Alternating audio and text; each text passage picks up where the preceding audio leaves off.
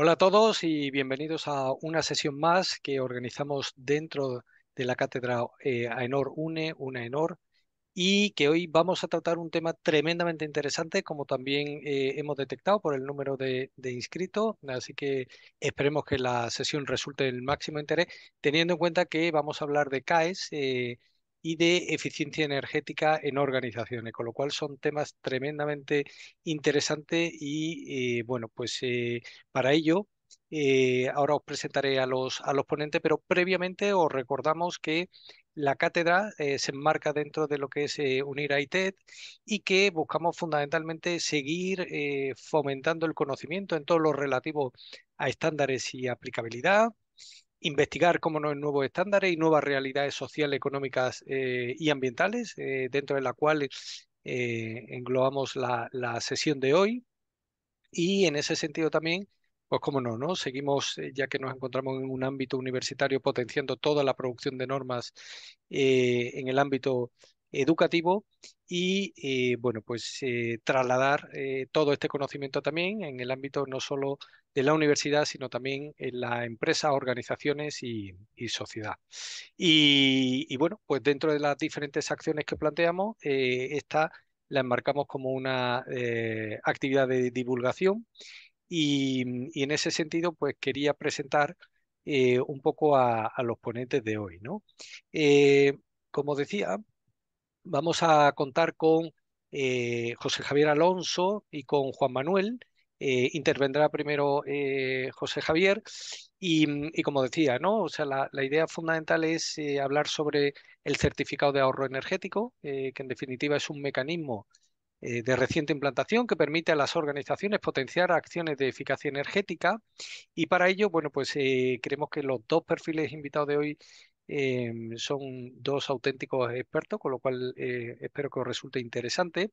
En el caso de José Javier, cuenta con más de 19 años de experiencia trabajando en el ámbito de la gestión de energía, bueno, pues en diferentes puestos y también ha recibido formación en diferentes máster como máster en Derecho y Negocio de la Energía, contando además con diferentes acreditaciones. Ha realizado un MBA en el Instituto de Empresa y también máster en Dirección de Calidad y Medio Ambiente y un máster en Prevención de Riesgos Laborales.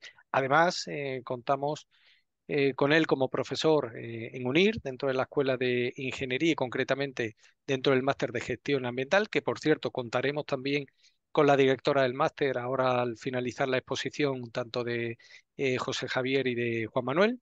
Y también presentaros rápidamente a Juan Manuel, que es ingeniero agrónomo por la Universidad Politécnica de Madrid. También tiene diferentes máster y certificaciones y sobre todo posee una amplia experiencia tanto en España como en Latinoamérica en todo lo que tiene que ver con el ámbito auditor y formador en gestión ambiental, gestión de la energía, gestión de activos y, por supuesto, en todo lo que tiene que ver con certificados de ahorro energético en calidad de verificador. Y actualmente es el manager de industria y energía de AENOR.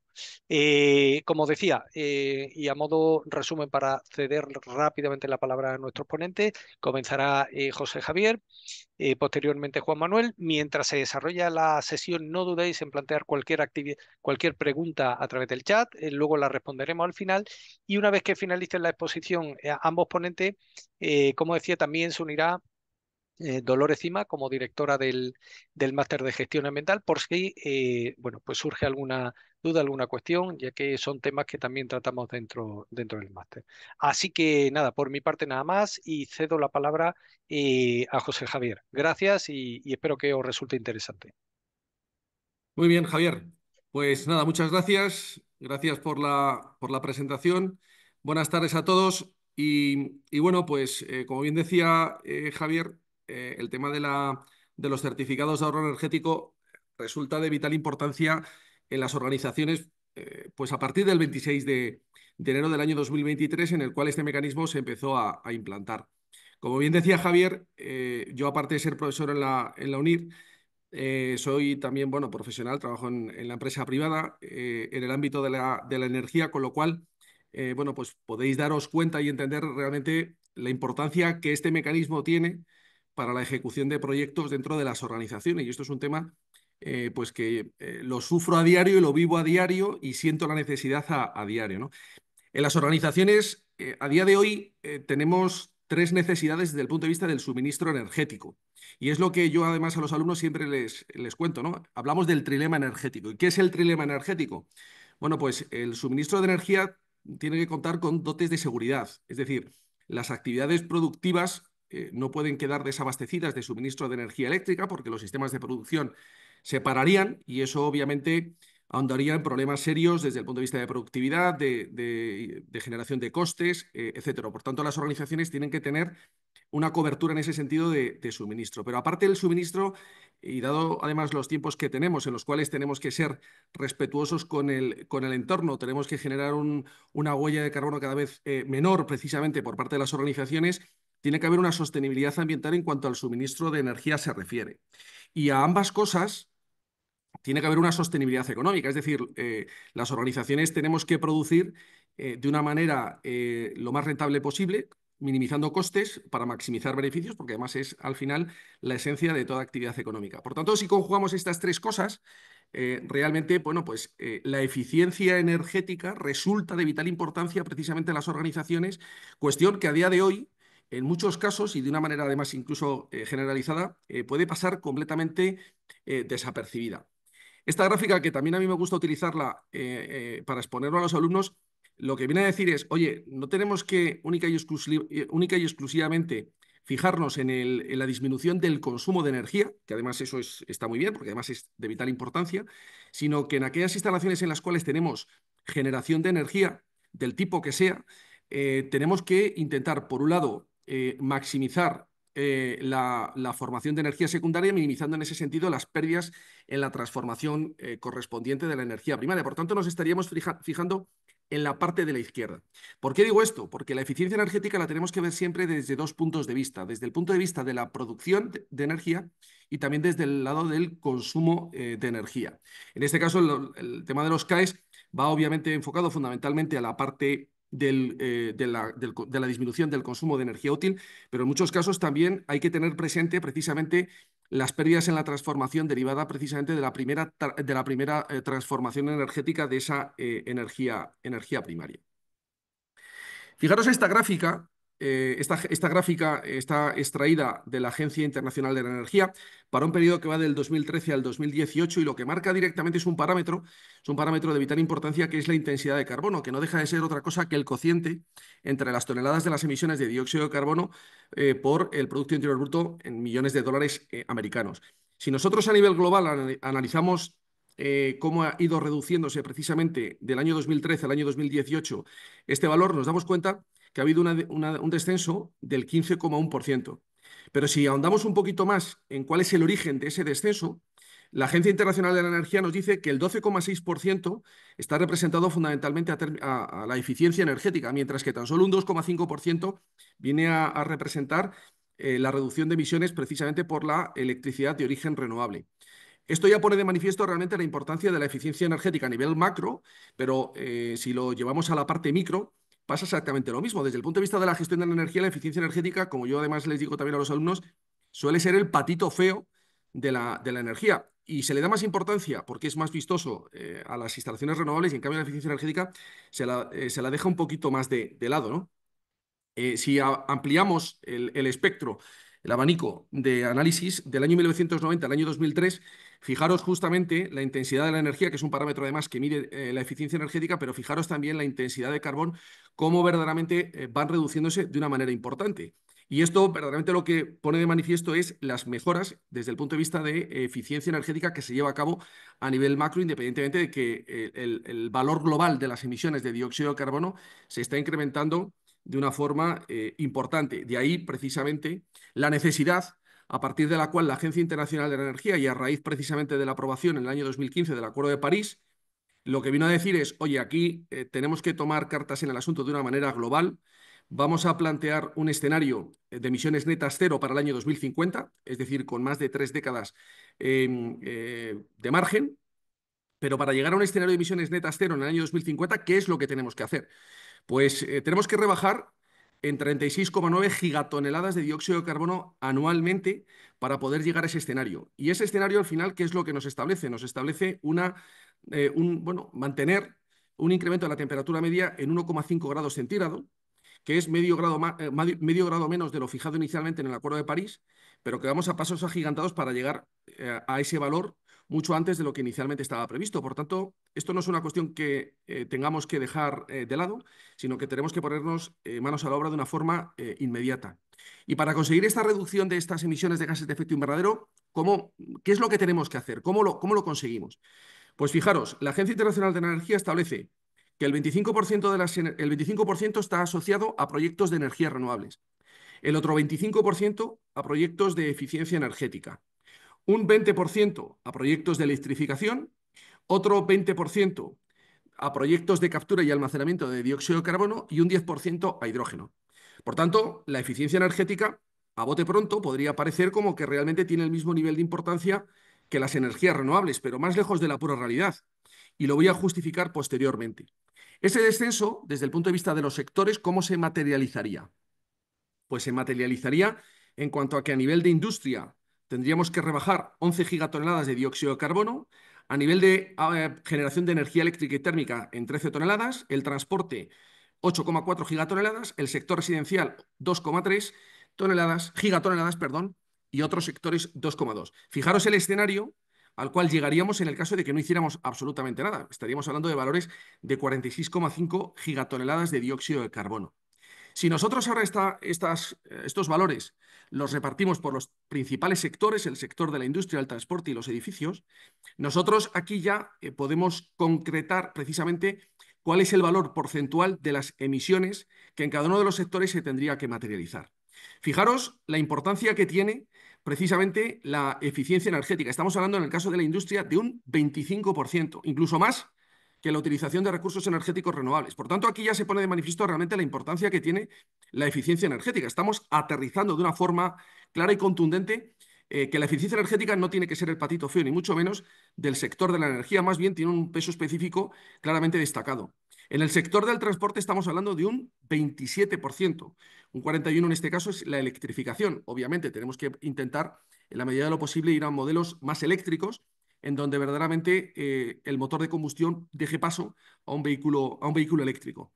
Y en el caso de los edificios, fijaros también un 38%. Por tanto, la eficiencia energética tiene un peso específico absolutamente en los tres principales sectores de una forma completamente clara. Y si analizamos realmente en términos porcentuales lo que representa el descenso de las emisiones de gases de efecto invernadero para el año 2050, hablábamos y recordábamos antes que teníamos un 25%. En términos porcentuales, exactamente igual que para el caso de las energías renovables. Pero claro, ¿y qué pasa cuando nosotros ya analizamos las necesidades a nivel de inversión que se requieren a nivel global para poder llegar a los cumplimientos de los objetivos en cuanto a emisiones netas establecidas por la Agencia Internacional de la Energía? Pues aquí ya tenemos otra cosa muy diferente.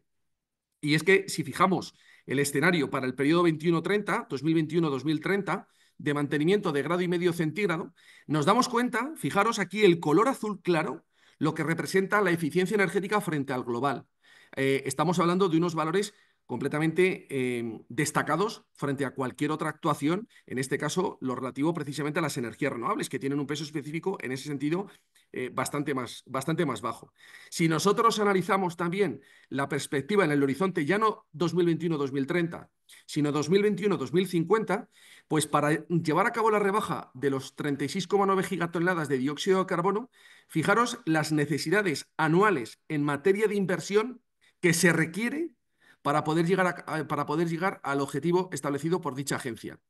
Estamos hablando de 131 trillones americanos, ¿vale? De manera global, lo que viene a suponer que un 34% de esa inversión viene por el lado de la eficiencia energética y un 26% por el lado de las energías renovables. Yo creo que realmente se pone de manifiesto realmente la importancia que la eficiencia energética tiene a nivel macro, pero si esto lo bajamos a nivel micro, se da la circunstancia también que tenemos que tener especial interés, especial necesidad incluso, y poner absolutamente todo el esfuerzo posible para que cualquier inversión, por pequeña que pueda parecer, obviamente siempre desde la rentabilidad económica y desde la factibilidad técnica, se lleve a cabo precisamente porque cualquier ahorro verdaderamente suma.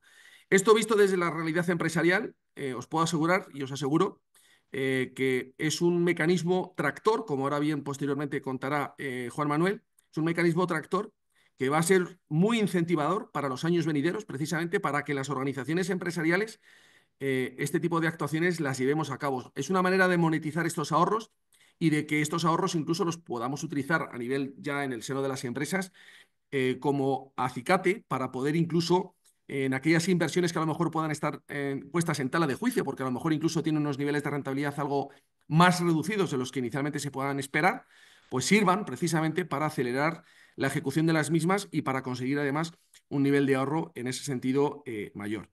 Bien, y con esto os agradezco la atención y ya, Juan Manuel, cuando quieras, toma la palabra.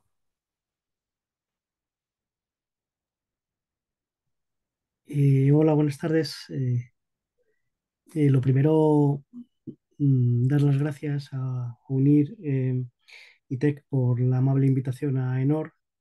Darte la enhorabuena, Javier, como no podía ser de otra forma, por tu exposición, como siempre. Me has dejado abrumado. Sigues yendo muy rápido. Yo voy a ir un poquito más despacio, pero bueno, son formas de...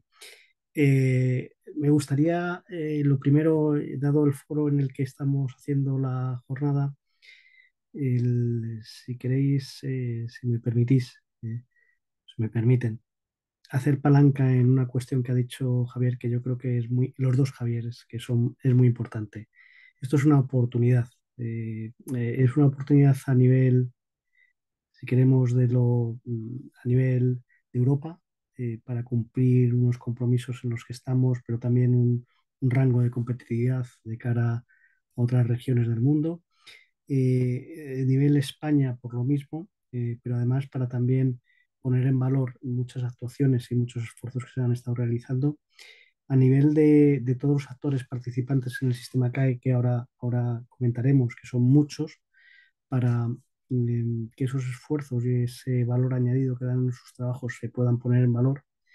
Y también para algunos de ustedes, entiendo que puedan ser eh, eh, estudiantes o profesionales que estén un poco en la incertidumbre de qué camino coger, ¿no? Este es el camino. Yo creo que Javier me conoce desde hace unos cuantos años, hemos estado peleando mucho en temas de eficiencia energética. Eh, eh, este es el punto de inflexión en el que ha llegado el sistema que puede apalancar todos estos trabajos. Aprovechenlo ustedes, busquen la oportunidad porque desde luego se abre un escenario y un paradigma nuevo para poder tener bueno, pues muchas oportunidades profesionales y además ilusionantes. Bueno, dicho esto, ya empiezo con la presentación. Eh, con permiso, voy a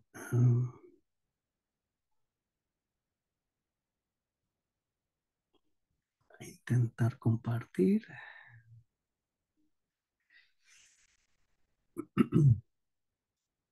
Si me podéis confirmar si se ve la presentación, os lo agradecería. Sí, sí se ve. A pantalla completa? Sí. Sí, correcto. Muy bien. Bueno, brevemente para quien no nos conozcan de ustedes, pues nosotros nacimos un poco de una necesidad similar, ¿no? A la energética en su día cuando España entró en la Unión Europea para poner en valor sus organizaciones, su tejido empresarial y su sociedad en general, ¿no?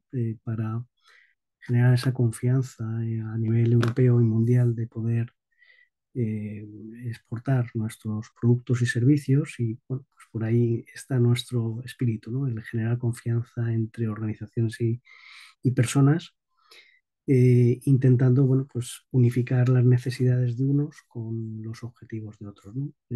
Estructuralmente estamos estructurados en 7 agrupaciones temáticas que aglutinan un poco los conocimientos los cuales están en distintas plataformas de confianza que se alinean con las necesidades de la sociedad, y estas a su vez pues se las da respuesta mediante lo que se denominan soluciones. Bueno, a quien nos conozcan ustedes, digamos así, tenemos unas plataformas core, que es el motivo del nacimiento de AENOR, todas las normas de calidad, posteriormente medio ambiente, producto, y luego pues un poco las que hemos tenido que, vamos, hemos tenido, ¿no? Hemos acompañado a nuestras sociedades y organizaciones a que fuesen cumpliéndose sus expectativas, ¿no? Pues la de sostenibilidad ambiental, social, gobierno corporativo, tecnología y digitalización, agroalimentario y consumo, construcción e industria, sanidad y prevención. ¿Qué ocurre con la energía? La energía, por una parte, tiene una parte vertical, que es el propio sector de la energía, ya no solamente generación, distribución y transformación, sino todas las empresas tecnólogas y expertas en proveer de esos servicios a las necesidades, y otra transversal, porque todos los sectores de actividad necesitan esa energía para su desenvolvimiento. Desde el punto de vista de centrarnos en el contexto de los CAEs, es un cambio de paradigma, ya he dicho antes, quizá es, bajo mi punto de vista, modesto, el sistema, ¿no? El que buscábamos todos los que trabajamos en eficiencia energética desde hace mucho tiempo. Como bien han apuntado los dos Javieres que me han precedido, es un cambio de paradigma, porque al final se busca como piedra angular del sistema al propietario del ahorro, lo que es un consumidor, ¿no? Para poner en valor ese esfuerzo que hace de cara a conseguir ese valor, ¿no? Por lo tanto, es un nuevo mercado cuyo objetivo es monetizar esos ahorros energéticos. Eh, los estudios energéticos que ustedes habrán visto hasta ahora tenían una componente de lo que era el coste asociado a la actuación para conseguir ese ahorro versus el ahorro. Entonces, bueno, uno entre el otro lo que hacía es sacar una tasa interna de retorno, y como bien ha comentado Javier Alonso, pues el que una organización pudiese llevar a cabo una actuación o no en función de sus preferencias, de sus necesidades y su plan de negocio. Esto es una palanca más, ¿no? Porque aparte de lo que es ese ahorro per se de consumo de energía y su coste asociado, lo que se produce con este sistema es monetizar ese kilovatio hora año ahorrado, dándole un valor en el mercado, con lo cual pues se pueden imaginar ustedes, ¿no?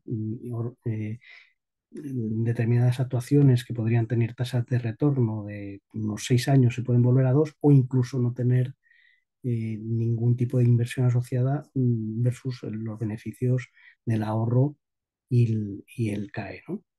Eh, Importante, es un acuerdo entre partes, es un convenio privado, por lo tanto no es una subvención, con lo cual también les quiero trasladar que los plazos a conseguirlos son más cortos, es un tratado entre partes, y entonces no necesita de esos años o esos trámites administrativos, ¿no?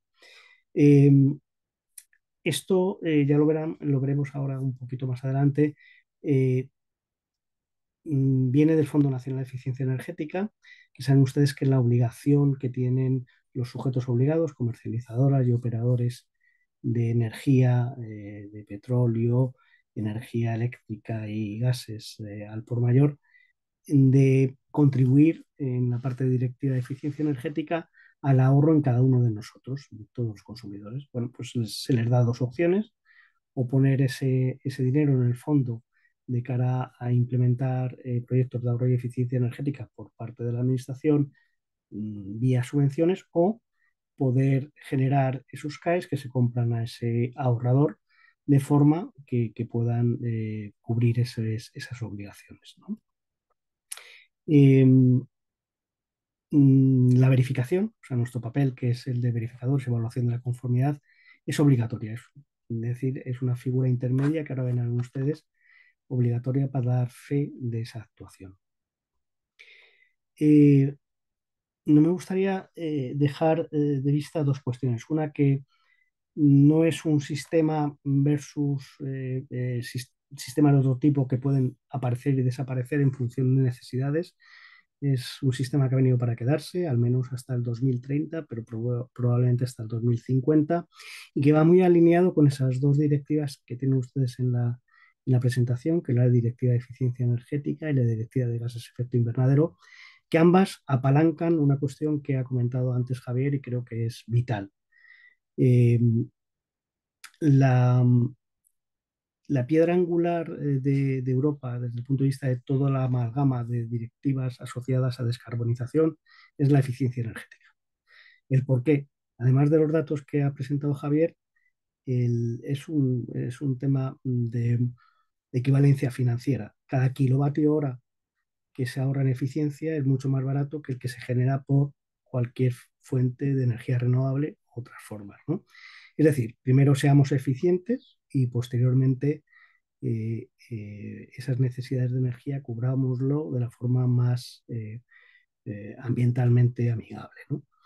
Estas dos directivas que les pongo es un poco para apalancar lo anterior, tanto el Plan Nacional de Eficiencia Energética, el PNIEC, como los propios compromisos que tenemos están siendo cada vez más exigentes y además se tiende a que la parte de eficiencia sea primordial, ¿no? Ven ustedes ahí en la Directiva de Eficiencia Energética, que está a punto de transponerse, pues una obligación a las organizaciones a tener sistemas de gestión de energía certificados con un consumo superior a, bueno, a esos 10 terajulios. Y por otra parte, como todo el esfuerzo de gases de efecto invernadero viene dado por un dato de actividad, que es un consumo, versus un factor de emisión de ese tipo de fuente que se utiliza, pues apoyarlo con un fondo de modernización específico para la parte de eficiencia energética. Es decir, de cara a su futuro profesional,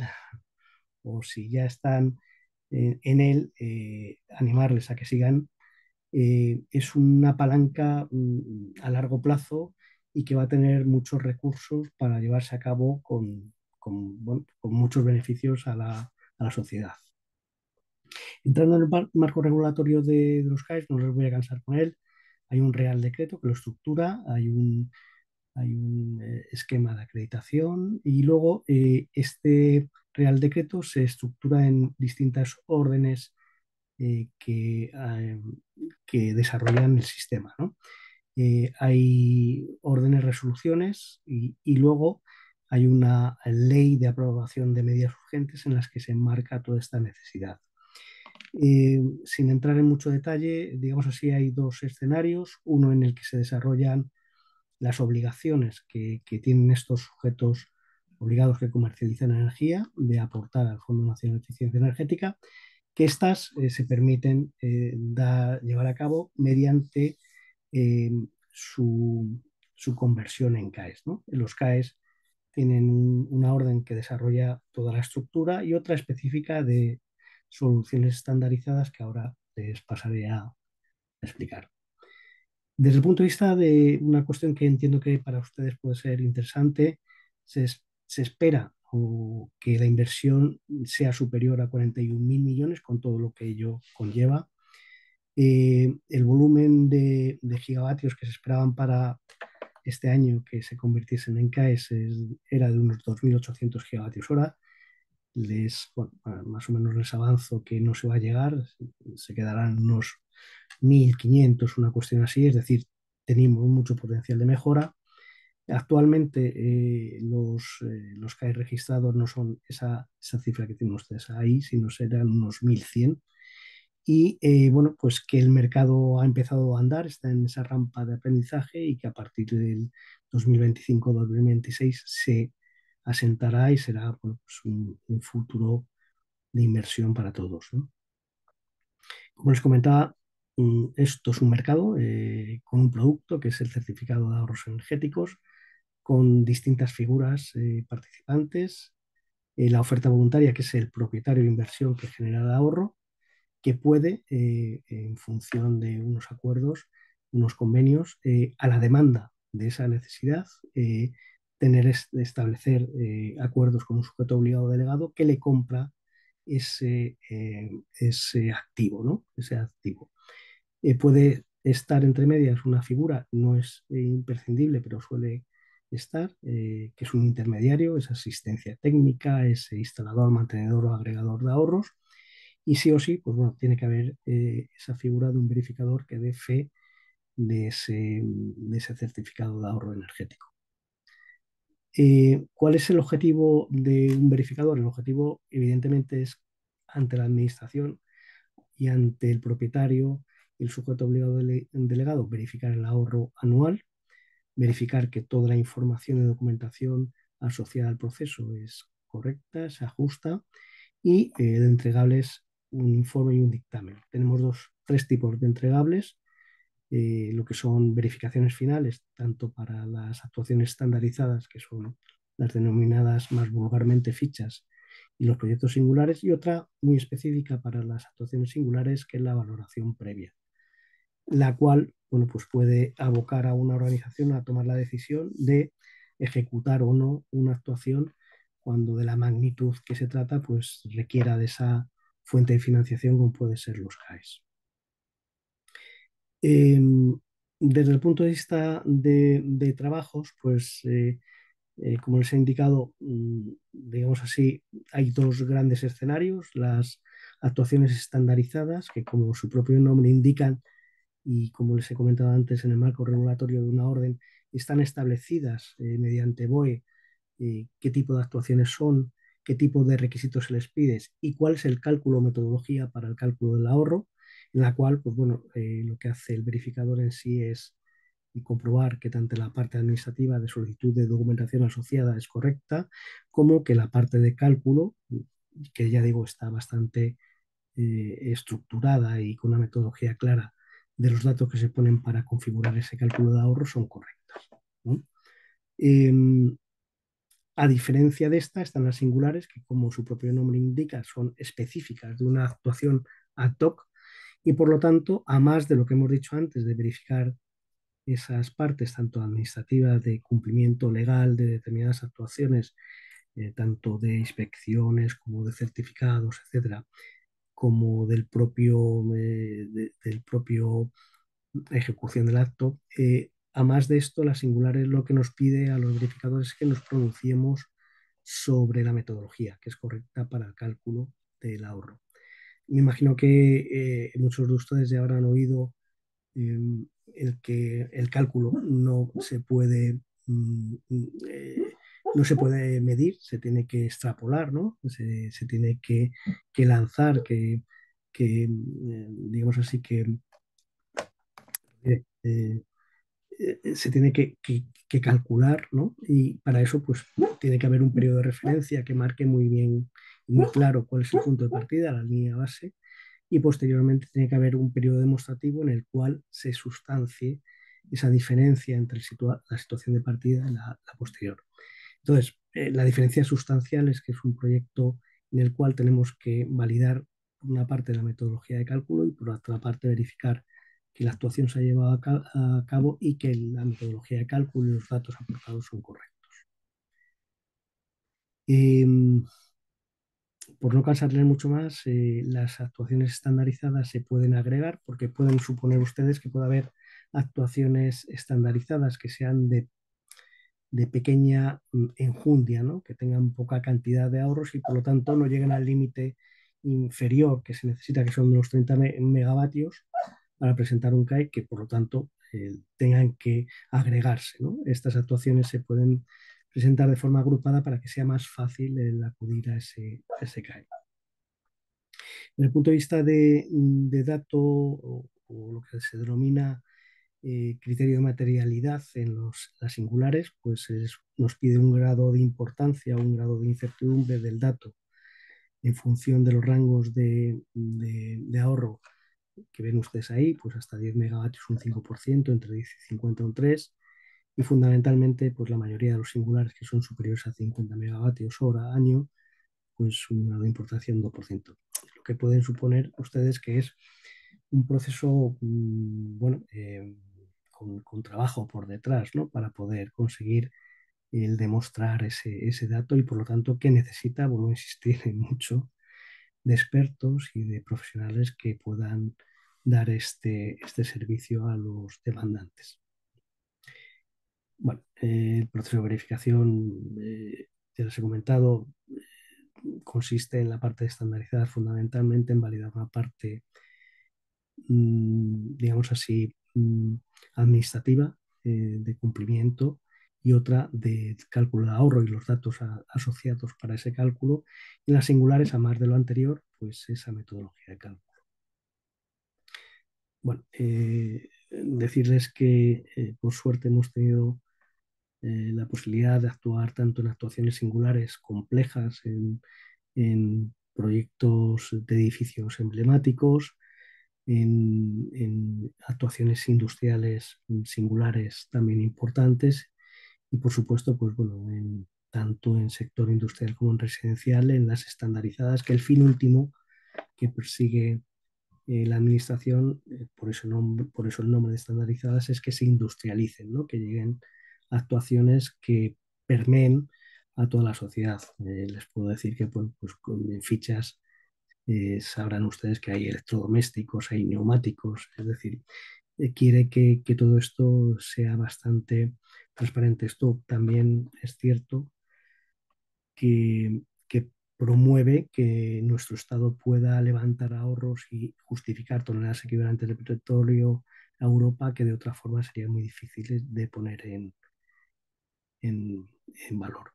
Y por último, pues bueno, aconsejarles a todos, y si me permiten ser un poco evangelizador, ¿no? Que es una oportunidad para todos los actores. Recuerden que prácticamente participan todas las cadenas de valor de la sociedad, desde el propietario, que puede ser ustedes mismos en su casa, hasta bueno, pues, ese intermediario que nos ayuda en esa actuación, eh, y que, bueno, que va directamente al ADN, ¿no? Va directamente a la cuenta de resultados, ¿no? Que evidentemente contribuye a los objetivos de descarbonización, porque al final es una fuente que se deja de consumir y por lo tanto tiene una emisión asociada, que nos va a ayudar a todos a mejorar nuestra competitividad a nivel de tanto de la Unión Europea como de España, como de sector o área. Vital que el consumidor final, el propietario del ahorro, tiene una percepción real de que obtiene un beneficio. Y bueno, como bien sabe Javier, que me ha sufrido mucho, pues el que todos los que hayan hecho esfuerzos en la gestión de la energía desde hace tiempo les puede permitir tener un punto de partida fundamental para poder conseguir esos CAEs. Muchas gracias, y quedo a su disposición para cualquier aclaración. Muy bien, muchas gracias. Pues nada, si os parece, vamos a arrancar todo lo que tiene que ver con las dudas y preguntas y cuestiones que nos habéis ido planteando. Y como decía, también le doy paso a Dolores, sobre todo también para que nos cuente un poco cómo se enmarca todas estas cuestiones dentro del máster que impartimos dentro de la Escuela de Ingeniería. Y nada, y a partir de aquí, pues damos paso también a todas las cuestiones. Dolores, cuando quieras. Hola, un saludo para todos. Gracias por la invitación, por estar aquí. Encantada de estar acompañada de tanto de Javier Alonso como de Juan Manuel García, que como habéis visto son expertos, ¿no? En este tema que nos ocupa. Efectivamente, como comenta Javier Reiner, este es un tema que nosotros en el máster de gestión ambiental y energética tocamos bastante, ¿no? Dentro del máster, dentro de una asignatura, y en concreto, bueno, Javier Alonso es precisamente ahora mismo el profesor de dicha asignatura, con lo cual él sabe también que este tema, conocemos, ¿no? La importancia de este tema dentro del máster. Sí, por mi parte, hay un par de preguntas en el chat, alguno que nos han dejado también los ponentes con anterioridad. No sé si queréis ya ir dando paso. Eh, bueno, por una parte, Vicente Raúl le pregunta a Javier Alonso, que a colación, ¿no? De lo que habías comentado al inicio, dice, entiendo que por ahora la eficiencia energética tiene un mayor peso que el efecto de las energías renovables. Sí, sí, vemos una de las diapositivas que he puesto en mi intervención. Efectivamente, en términos porcentuales, el peso de la eficiencia energética y de las energías renovables va de la mano. Es decir, un 25% tiene que venir de la eficiencia energética, la reducción de emisiones, y otro 25% tiene que venir de las energías renovables. ¿Qué es lo que sucede? Claro que ahí podemos decir, bueno, pues es que la importancia de ambas dos es exactamente igual. Pero si analizamos realmente cuál es la inversión requerida para conseguir ese 25% de reducción de las emisiones de gases de efecto invernadero, nos damos cuenta que realmente hasta el año 2030, incluso hasta el año 2050, realmente las inversiones requeridas para conseguir ese descenso del lado de la eficiencia energética es mucho mayor. Con lo cual, la eficiencia energética es un mecanismo tractor de mayor énfasis y de mayor importancia, vaya, si me permitís, incluso que las propias energías renovables. Con lo cual, sí, sí, desde luego, la importancia, desde mi punto de vista, es mayor en el lado de la eficiencia energética que de las energías renovables. En cualquier caso, también hay que decir que en el mecanismo CAES las energías renovables también participan, ¿vale? Porque de hecho hay fichas estándar en donde las energías renovables también contribuyen y contribuyen también de manera importante. Se me viene a la mente una en concreto de la energía solar térmica. Se me viene a la mente también otra de aprovechamiento de biogás para la disminución de la utilización de combustibles fósiles. O sea que en ese lado, aunque tengan ámbitos de actuación diferentes, también tienen su vínculo de unión. Fenomenal.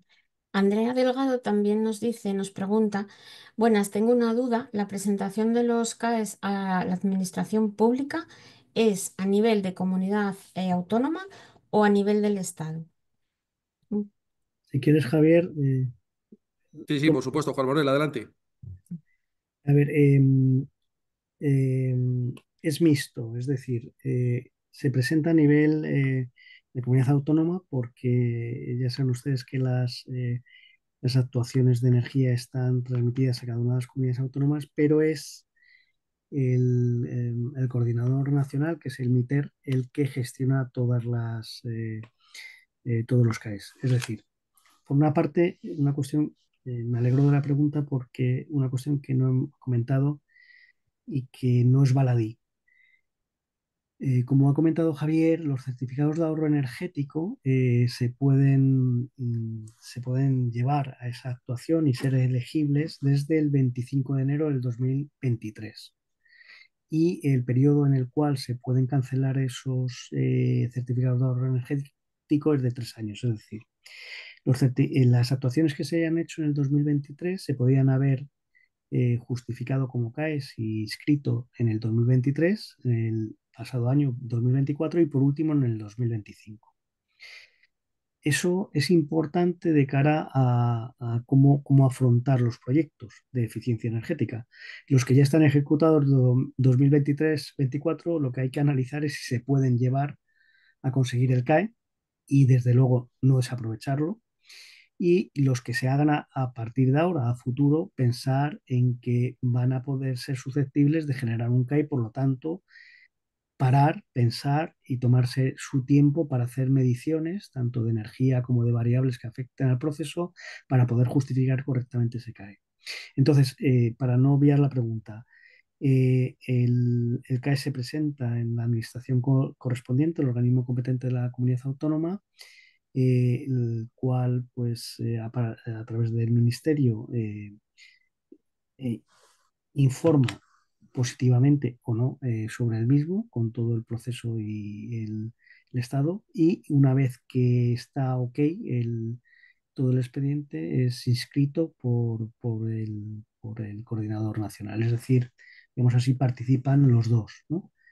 Se tiene que presentar, insisto, por comunidad autónoma y año de ejecución del CAE, y va a la comunidad autónoma, pero quien inscribe al final es el coordinador nacional, que es el ministerio. Por una cuestión clara, y es que luego tiene que trasladar esos datos de toneladas equivalentes de petróleo evitadas al medio a Europa de nivel agregado nacional. Muchas gracias. Tenemos otra pregunta de Gloria Meléndez. Dice, en base a la misma pregunta de Andrea, a la hora de ser una entidad pública como usuario final, ¿el proceso se lleva a cabo igual que cualquier otro? Sí, el proceso es el mismo para todos. Para todo el escenario factible de generar CAEs es el mismo. La, el hándicap que tiene la entidad pública y hasta ahora se está intentando solventar es cómo, cómo figura ese activo, porque al final es un ingreso monetizable, sujeto a IVA. Entonces, imagínense un ayuntamiento, ¿no?, que ejecuta una actuación que es susceptible de generar CAEs. ¿Cómo cuadra eso en sus cuentas de resultados si va a tener un ingreso, ¿no? Entonces, se están articulando distintas fórmulas para que eso sea factible de poderlo llevar vía un contrato, por ejemplo, ¿no? En el contrato propiamente de una prestación de servicios, por ejemplo, alumbrado público, que ese prestador de servicios ya lleve dentro de esa actuación ese CAE, de forma que en la prestación que se le dé a ese ayuntamiento, a esa entidad pública, sea o disminución del coste de esa actuación o actuaciones de mantenimiento, etcétera, etcétera, pero que se monetice. De todas maneras, administrativamente la pregunta es exactamente la misma que para un privado. La cuestión es más administrativa, si me permite. Yo también tenía una pregunta también para, bueno, cualquiera de los dos, pero bueno, lo comentó Juan Manuel en la presentación, que no se habían conseguido, digamos, generar, ¿no?, el número de CAEs que había previsto.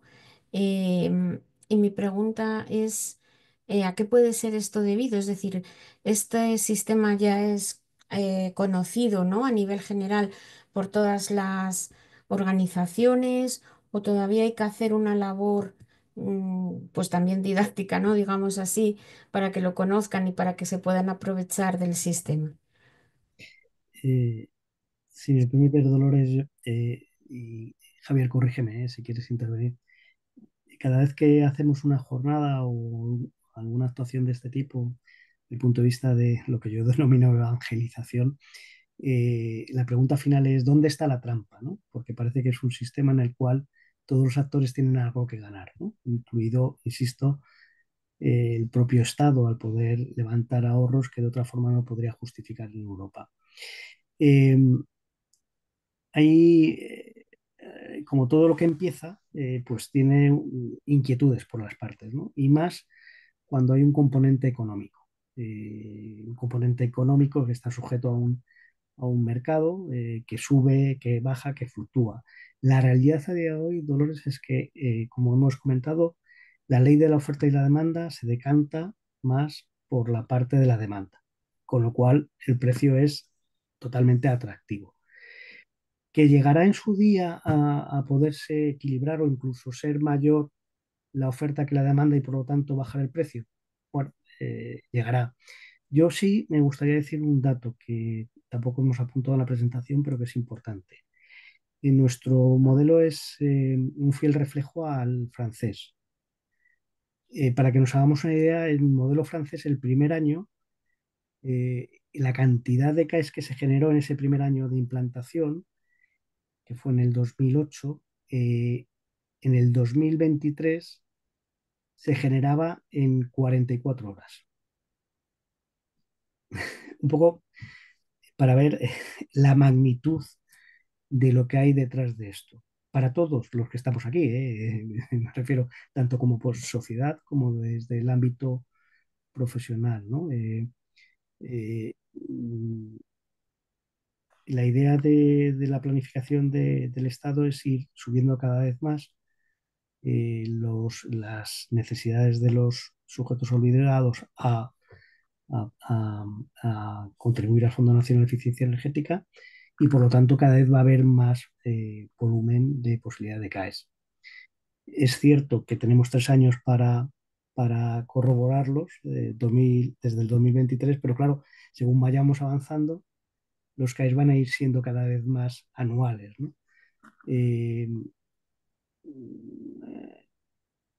2.800 este año, el año que viene me parece que el objetivo son cerca de 6.000, pues bueno, es increscendo, ¿no?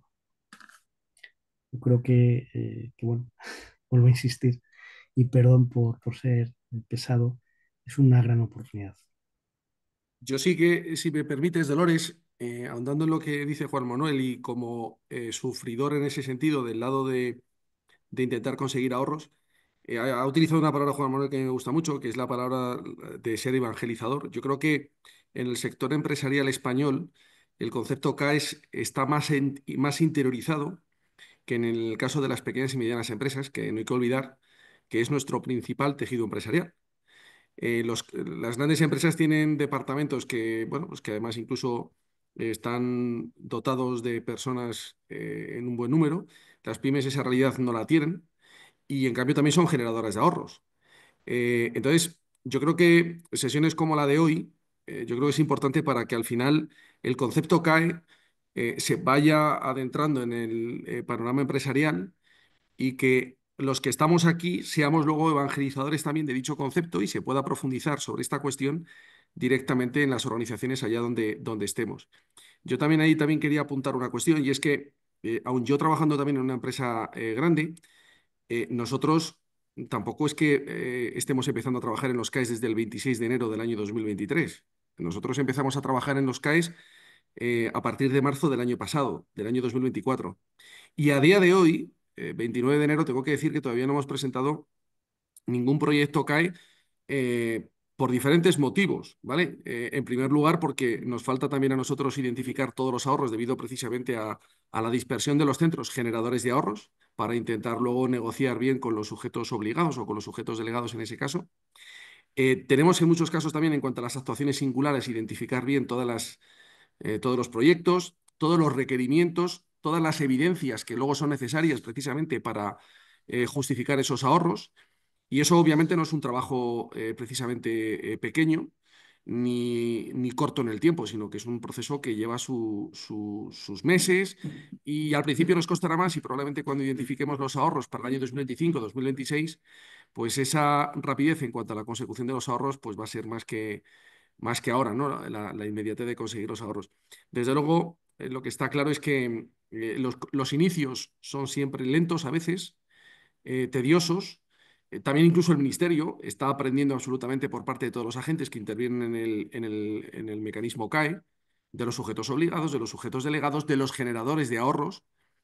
De aquí también a todas las personas que estén en empresas y que crean que determinados proyectos que a lo mejor puedan ser sujetos a fichas, pues también incluso al Ministerio se le puede proponer precisamente esas iniciativas porque el Ministerio está abierto a ello y doy fe de ello porque nos ha pasado también a nosotros. Con lo cual, en ese sentido, bueno, pues ahondar en el potencial que esto tiene. El dato que has dado, Juan Manuel, yo creo que es más que evidente. La realidad de Francia, que nos lleva muchos años de ventaja, bueno, pues en todo un año se consigue en el tiempo que se consigue actualmente, ¿no? Oye, ojalá que nosotros en España pues tengamos esa situación no tardando el tiempo que han tardado los franceses en conseguirlo, porque eso sería muy beneficioso para todos. A nivel de sociedad, porque además cumplimos con los compromisos en materia de reducción de emisiones, de consecución de eficiencia energética, pero también desde el punto de vista de ser tractores en cuanto a que hay muchas transacciones a nivel de inversión, a nivel de ejecución de mejoras, incluso hasta de tecnologías disponibles en el mercado. Y yo creo que eso es muy beneficioso absolutamente para todos en cuanto a generación de empleo, etcétera. Sí, efectivamente. Bueno, en el caso de la pregunta que lanzaba Gloria Meléndez, he visto que en el chat quedó algo sin contestar, porque entré yo con mi siguiente pregunta. No sé si se puede retomar el caso de la entidad pública. Quería saber que quién cobra, ¿no? En su... Cobra siempre el propietario del ahorro. Lo que pasa es que puedo hacerlo de forma indirecta. Es decir, el sistema CAE lo que persigue es que la piedra angular, lo hemos comentado en la presentación, sea el propietario del ahorro, para fomentar eso, esa detección y esa actuación. ¿Qué puede ocurrir en una administración pública? Que sea de forma indirecta, ya digo, porque no esté articulado el que puedan tener un ingreso. O sea, es un tema más bien administrativo, no es un tema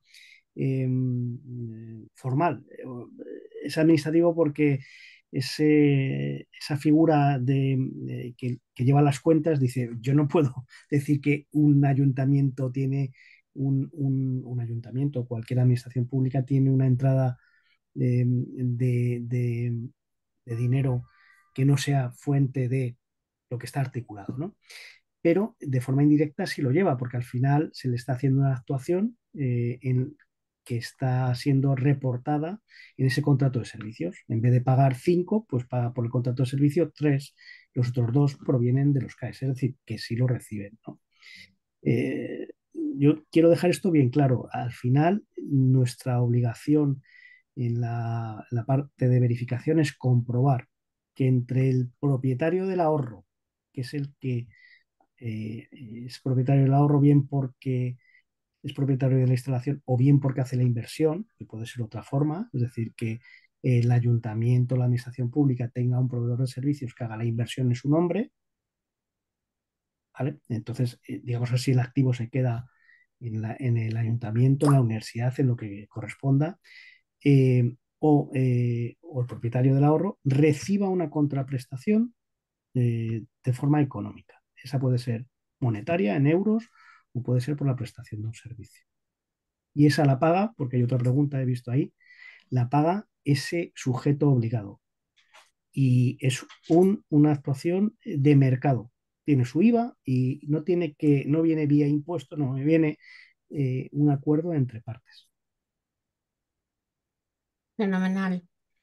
Pues bueno, tenemos una última pregunta de Cristian, porque tampoco queremos irnos mucho de tiempo. Si una instalación está dentro del cálculo en las actuaciones estandarizadas, si los consumos se tienen monitorizados, ¿se tiene que pasar por actuaciones estandarizadas, modelos de cálculo, o pasan a ser singulares? Aquí en este caso, Juan Manuel, si quieres, contesto. A ver, hay que tener en cuenta que, como comentaba Juan Manuel, hay dos vías de poder conseguir CAES. Una son las vías, la vía estándar, a través de las fichas, y luego las actuaciones singulares. Habría que ver si el caso en cuestión del proyecto de eficiencia energética que va asociada a una inversión está dentro del listado de fichas estándar y entonces podemos acogernos directamente a ella. Cada una de estas fichas tiene una metodología de cálculo independiente y tiene también una serie de requisitos. Lo que es evidente es que en todo momento hay que justificar el ahorro que se consigue, teniendo en cuenta los niveles de consumo del antes y del después, aparte de otra documentación que en ese sentido se tiene que presentar, como son el tema de las facturas, comunicaciones incluso a la administración, etcétera.